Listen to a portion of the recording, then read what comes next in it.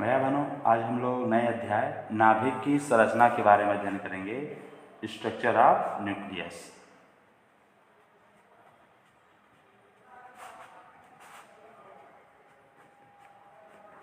ठीक है, अब ध्यान देंगे इसमें सबसे पहले कि ये जो नाभिक है ये क्या है।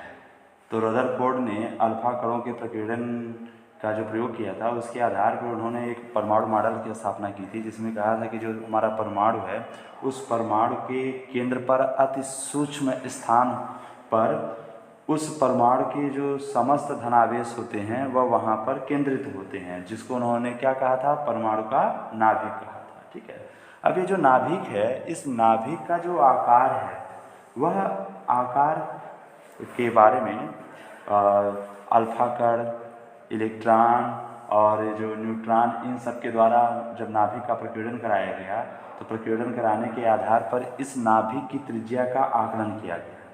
तो इस जो विभिन्न प्रकार के जो प्रकीर्णन किए गए अल्फा कणों द्वारा, इलेक्ट्रॉनों द्वारा, न्यूट्रॉनों द्वारा, उसके आधार पर जो निष्कर्ष निकला वो निष्कर्ष ये निकला कि इस जो हमारा नाभिक का जो आयतन है, नाभिक का आयतन को अगर हम 20 रिप्रेजेंट करें तो वह द्रव्यमान संख्या के प्रोपोर्शनल था।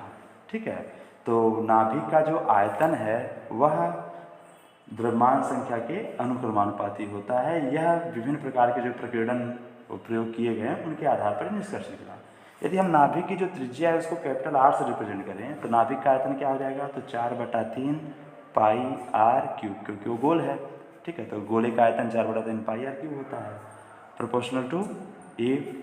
अर्थात हम देख लें तो आर क्यूब प्रोपोर्शनल टू क्या होगा, ए होगा, अर्थात R proportional to a to the power 1/3 हो गया। अब प्रोपोर्शनल चिन्ह को हटाएंगे तो एक कांस्टेंट लगाएंगे, तो यहाँ पर वो कांस्टेंट क्या हो गया, R nought a to the power 1/3। ठीक है, अब यहाँ पे जो आर नॉट है वह क्या है, तो आनुभविक नियतांक इसको कहते हैं। इसको क्या कहते हैं, आनुभविक नियतांक। ठीक है, और ये सभी नाभिकों के लिए, सभी प्रकार जो भी नाभिक हैं उनके लिए यह समान होता है, और इसका जो मान होता है आर नॉट का मान, आनुभविक नियतांक का मान, वह 1.2 × 10⁻⁻15 मीटर होता है। ठीक है, अब आप देखेंगे कि ये जो फार्मूला हमारा है R = R nought a to power 1/3, तो आप देख रहे हैं कि ये तो R नॉट तो ठीक है नियतांक हो गया, और इसकी वैल्यू 1.2 × 10⁻−15 मीटर हो गया।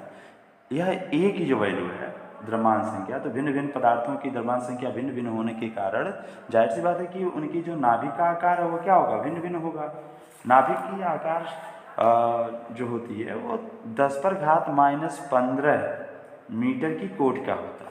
ठीक है, नाभिक का जो आकार है तो वह उसका 10⁻⁻15 मीटर की कोटि का होता है।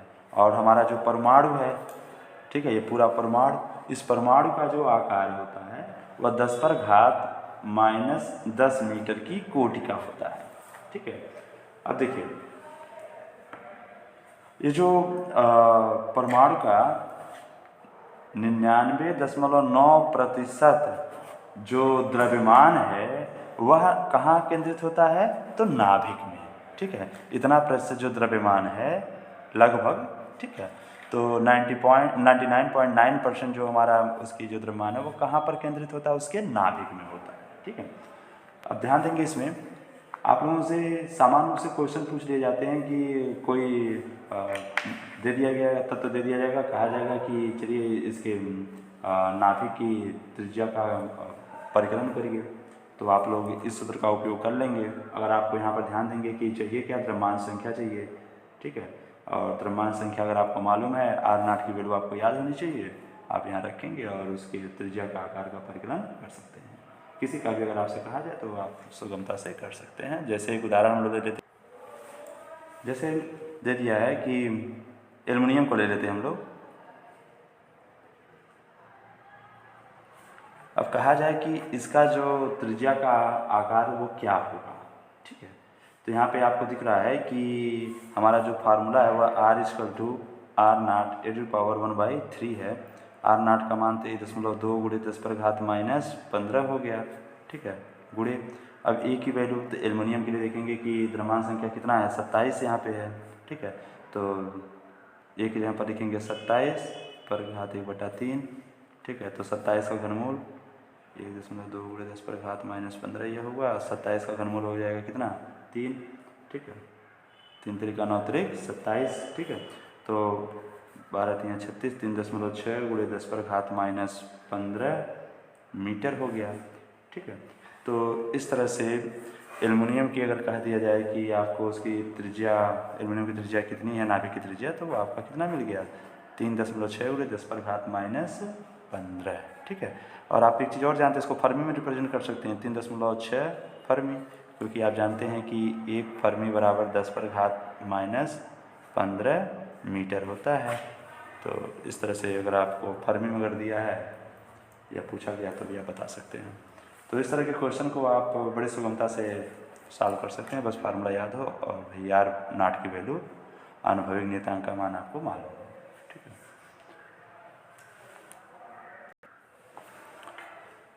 अब हम लोग आते हैं नाभिकीय आकृति पर कि नाभिक का जो आकार होता है वह कैसा होता है। तो पहले ही आपसे चर्चा हो गई कि नाभिक की जो आकार होती है वह कैसा होता है। तो सभी नाभिकों का आकार गोली होता है, लेकिन कुछ भारी तत्व के जो नाभिक होते हैं उनका जो आकार होता है वह दीर्घाक्ष गोलाभ होता है, ठीक है।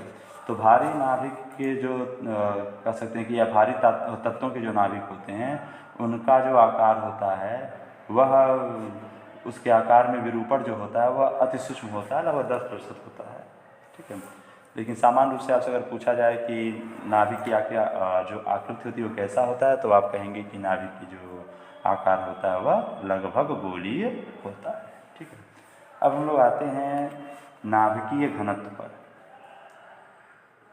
नाभिकीय घनत्व, ठीक है। तो न्यूक्लियर डेंसिटी क्या है, अब इस पर आ जाते हैं।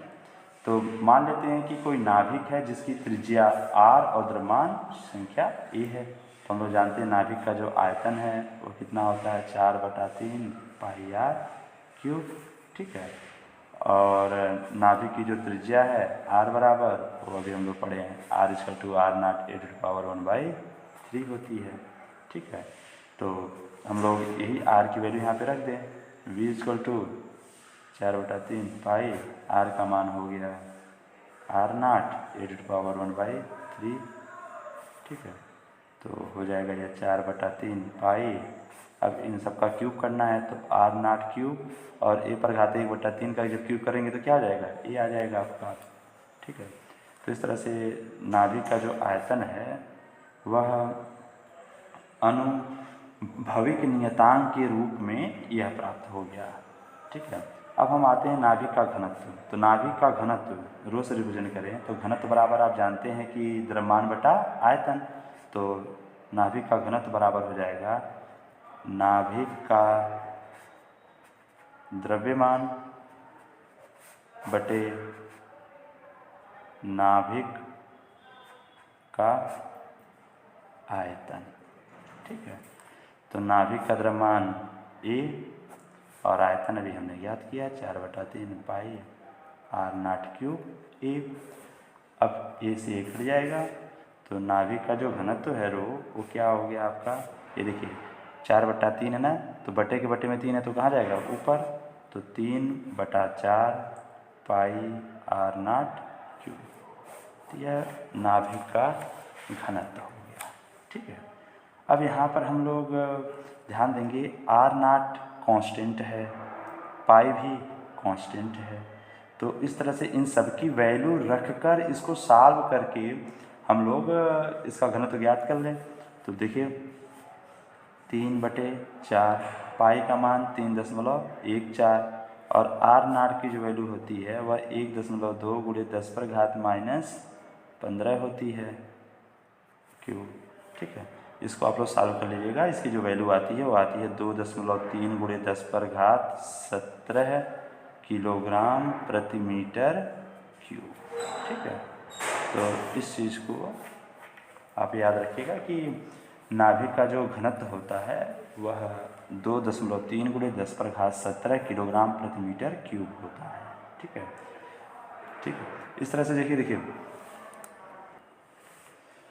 नाभिक का जो घनत्व है, आप देख रहे होंगे कि सामान्य पदार्थ जो होते हैं, जैसे मान लेते हैं हम जल का घनत्व लें, तो जल का घनत्व आपको मालूम है रो जल यह कितना होता है, 1 × 10⁻³ किलोग्राम प्रति मीटर क्यूब होता है ना। तो उसका दिख रहा है कि लगभग कितना गुना हो गया है आपका, देखिए 17 और इस पर घाते कितना है 3, तो ये आपका सामान्य रूप से देखा जाए तो यह आपका 14 गुना 10⁻14 इस तरह से। तो सामान्य रूप से नाभिक का जो घनत्व है वह 10⁻13 से 10⁻14 गुना सामान्य पदार्थों के घनत्व से होता है। ठीक है, तो नाभिक का घनत्व बहुत ही अधिक होता है। ठीक है, और भारी नाभिकों का जो आकार होता है वह हल्के नाभिकों की तुलना में बड़ा होता है। ये आपको पहले ही वहाँ बताया गया था से यहाँ पे ए की वैल्यू जितना अधिक होगी त्रिज्या उतनी ही अधिक हो जाएगी। ठीक है, अब हम लोग इसमें आएंगे नाभिक की संरचना पे आ जाते हैं। ठीक है, नाभिक की संरचना, तो स्ट्रक्चर ऑफ जो न्यूक्लियस है उसके बारे में आते हैं। तो हम लोग जैसे जानते हैं कि विभिन्न प्रयोगों के आधार पर यह जो निष्कर्ष निकला कि नाभिक में 2 प्रकार के मूल कण होते हैं, एक धन आवेशित और दूसरा अनावेशित। तो जो धन आवेशित हमारे जो कण थे उनको कहा गया, क्या कहा गया, प्रोटॉन। ठीक है, और जो अनावेशित कण थे उनको कहा गया न्यूट्रॉन। देखिए अब इन दोनों कणों को, ठीक है, सम्मिलित रूप से हम लोग कहते हैं न्यूक्लियन।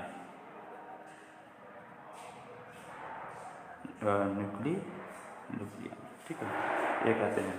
तो नाभिक प्रोटॉन और न्यूट्रॉनों से मिलकर बना होता है। तो सबसे पहले ध्यान देंगे